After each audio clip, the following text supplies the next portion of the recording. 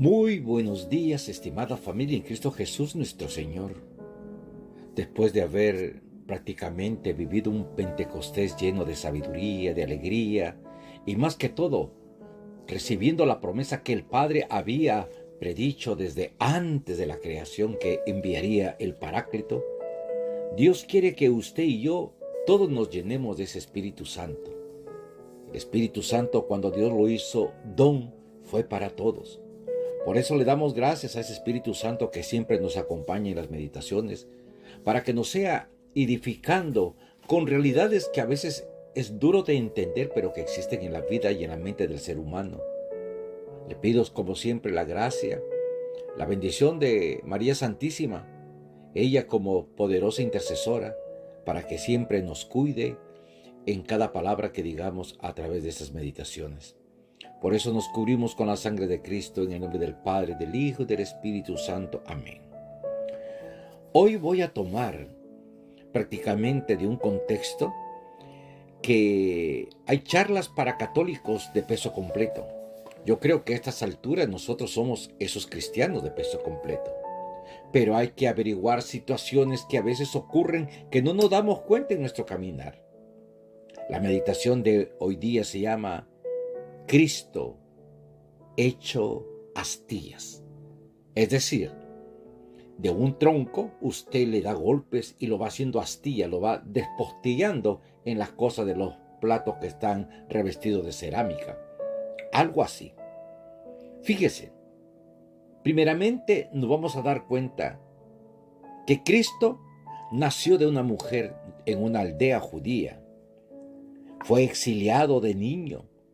Regresó a su país para vivir toda su juventud en otra aldea solitaria. Trabajó de artesano hasta los 30 años. Durante los 3 siguientes actuó como un predicador ambulante. Jamás asistió a ninguna escuela.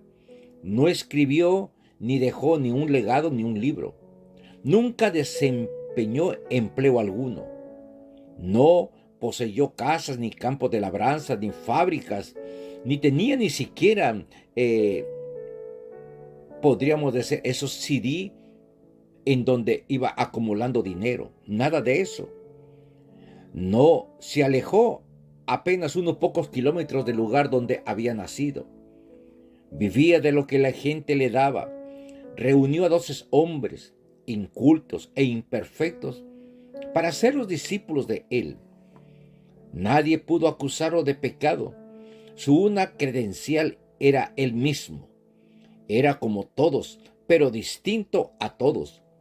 Curaba a los enfermos, perdonaba a los pecados. En sus mítines hablaba del amor, la justicia, la penitencia, la paz. No le interesaba absolutamente llegar al poder ni tener riquezas. Siendo aún muy joven, la marea de la opinión popular se volvió contra él. Sus discípulos huyeron. Uno de ellos lo entregó, otro lo negó. Se le sometió a un juicio sin bases legales. No hubo defensor. Lo condenaron a morir en una cruz entre 2 ladrones, aún sabiendo que no tenía delito ni culpa alguna. Sus verdugos se jugaron a los dados sus ropas mientras agonizaba. Su única posesión terrena era una pobre túnica. Una vez muerto, lo bajaron de la cruz y lo depositaron en una tumba prestada por la devolución de un amigo. Pusieron soldados para resguardar el cadáver, pues se creía de que de repente sus discípulos se lo iban a robar para correr podríamos decir, una historia de que él había resucitado, es decir, se había levantado de la muerte. Y sin embargo, aquí está lo curioso, han transcurrido 20 siglos y él continúa siendo hoy el eje de la raza humana y el secreto de su felicidad. Es el eterno resucitado de ayer, de hoy y de mañana. Ningún libro, fíjese, ningún sabio, ningún ejército, ningún institución, ningún pueblo ha influido en la historia del mundo y en la intimidad de la conciencia humana como esta sola vida solitaria, la vida de nuestro amado Jesucristo. ¿Qué dicen los hombres? ¿Quién soy yo? Fue la pregunta. Cristo mismo lanza esta pregunta a sus discípulos de ayer, pero también te lo dice para los discípulos de hoy. Ha retirado a sus discípulos de hoy. ¿Quién es Cristo para ti, hombre, mujer del siglo XXI? Unos cristianos simplemente lo desconocen, otros lo conocen de vista, no están presentados con él. Apenas una minoría lo trata con familiaridad de amigo. Del conocimiento que cada uno tenga de Cristo depende la fuerza de su fe. ¿Quién es Cristo para la gente? Pero ¿quién es Cristo para ti? ¿Es quizás un Cristo niño? La única imagen que muchos llevan de Cristo en el episodio es el de la Nochebuena. Un Cristo niño, pobre y con frío, que suscita lástima y ternura a la vez.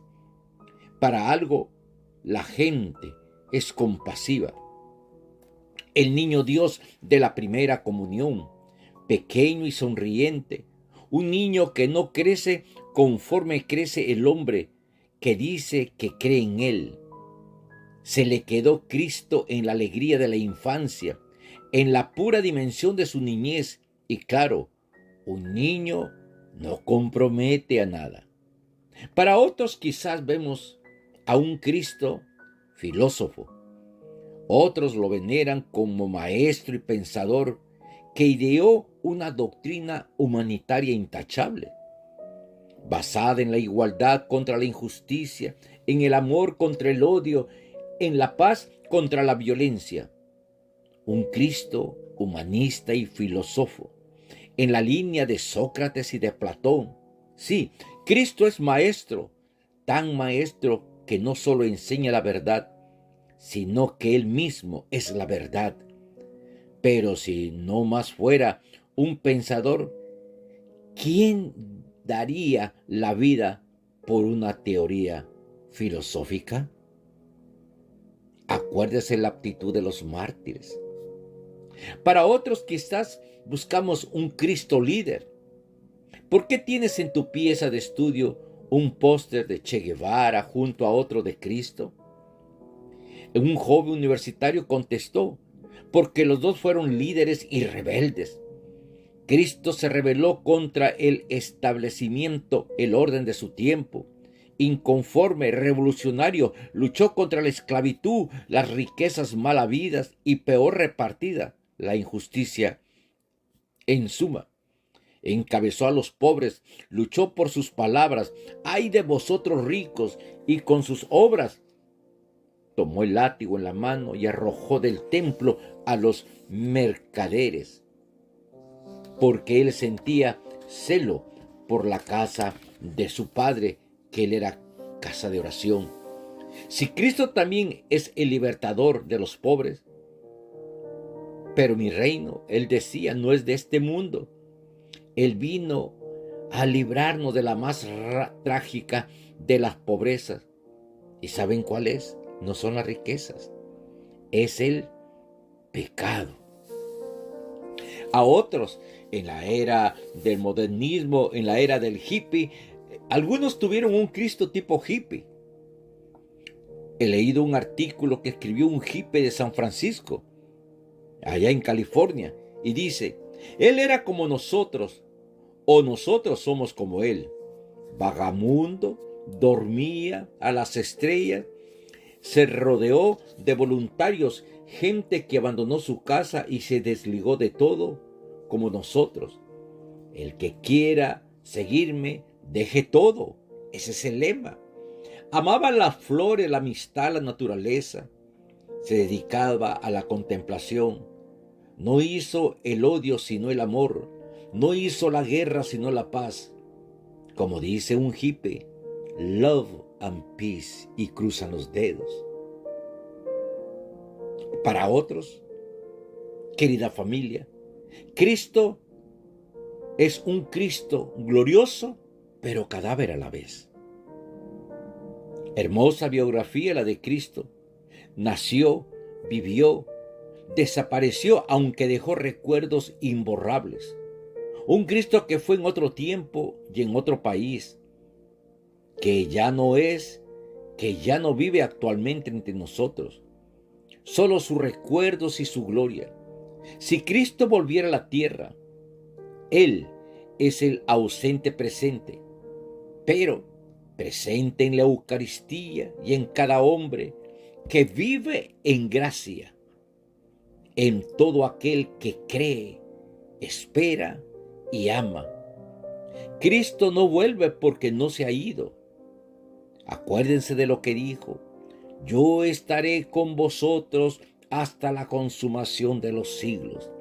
Quiere decir que ese Cristo está vigente hoy y está al lado tuyo y al lado mío.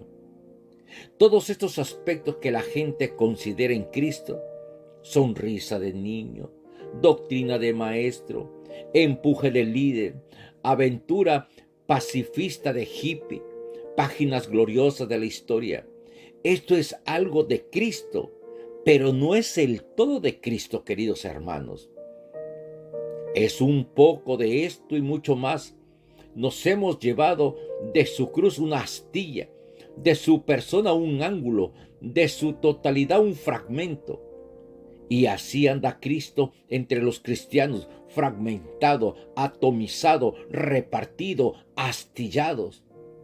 Y vuelve la pregunta a nuestra conciencia: ¿quién dicen los hombres quién soy yo? Es Dios hombre. Millonadas de noticias han corrido por el mundo electrizándolo. ¿Cuál habría sido de la más trascendencia? Cristóbal Colón descubre el nuevo mundo y se completa la redondez de la Tierra. No. El astronauta norteamericano posa y pisa en la luna y deja la huella de sus pies. No. El verbo, la palabra, persona de Dios, se hizo carne y habitó entre nosotros. He aquí la noticia, la buena nueva, el evangelio total. Cristo verdaderamente hombre, no disfrazado de hombre, como cuando un artista millonario encarna en la película el papel de mendigo. Hombre, come, sufre, ama, sueña, tiene hambre, tiene miedo, tiene tentaciones. Todo lo humano le pertenece menos el pecado, porque el pecado no pertenece a la naturaleza del hombre y porque es el Hijo del Dios verdadero. Dios, por eso Cristo es todopoderoso, sapientísimo, creador, para demostrar que en Dios enseña sus credenciales, hace milagros, profetiza, resucita, y de ello resultan testigos hasta sus enemigos. Cristo verdaderamente es nuestro Salvador. Nadie me quita la vida, sino que yo la doy gustosamente por ustedes. Esas palabras deberían de despertar en la vida interior del ser humano un arrepentimiento. Porque Cristo, que es Salvador, fíjese, querida familia, no viene a ser servido, sino a servir. Nos sirve haciéndose esclavo para hacernos libres. Libres del pecado, que es la peor esclavitud del hombre. Libres del odio, del egoísmo, la lujuria, la soberbia. Libres del dolor, porque su dolor nos dilata a la esperanza. Libres de la muerte, porque su muerte desemboca en la gran resurrección. La de Él y la nuestra, porque es promesa de Él. Nos rescata del mal, nos compra al precio de su sangre, nos hace hijos adoptivos de Dios, nos da derecho a participar de su gloria. ¿Quién dice los hombres quién soy yo? ¿Quién será este Cristo? Igual a todos, distinto a todos. Si por él millones se han dejado martirizar, sin importarles ni la vida ni la muerte.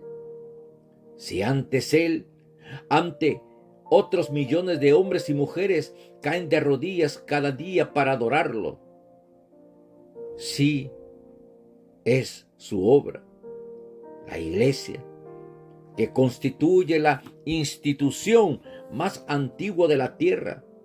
Si se le ama o se le odia, pero nadie pasa indiferente frente a él. Si en este instante, en todas las naciones de la tierra, hay tantos que están viviendo y muriendo, polarizados en esta fe. Y muchos dicen, Cristo, creo en ti. O algunos atreven a ir al paredón diciendo, Cristo, Rey y Salvador nuestro. ¿Cuál sería su grito? ¿Cuál sería el grito de entrega de su vida hacia Cristo y al Evangelio? En ese silencio debemos de responderle solo a Él.